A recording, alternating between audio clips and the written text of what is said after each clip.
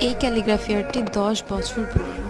As you guys can see যে এটার অবস্থা কীরকম হয়ে গিয়েছে। আমি অনেক দিন ধরে ভাবছিলাম যে এটাকে একটু ফিক্স করবো অ্যাটলিস্ট, কিন্তু আমার একদম সময় হচ্ছিল না। সো ফাইনালি আজকে আমি সময় পেলাম আর এটাকে একটু বেটার একটা লুক দেওয়ার চেষ্টা করলাম, যার জন্য আমি প্রথমে স্পঞ্জ নিয়ে এটাকে ফার্স্টে একটা হোয়াইট বেস দিয়ে নিচ্ছি।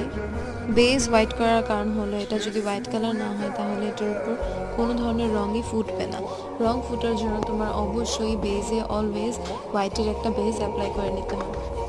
আমি চেয়েছি এখানে লেখাটাতে মেইন ফোকাস হোক, তাই ব্যাকগ্রাউন্ডটাকে একটু ডার্ক একটা কালার রাখার চেষ্টা করেছি।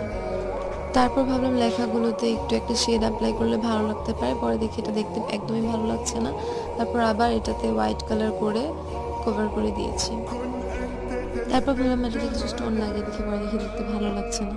তোমাদের কাছে এই ভিডিওটা কেমন লেগেছে আমাকে জানাতে ভুলবে না। বাই।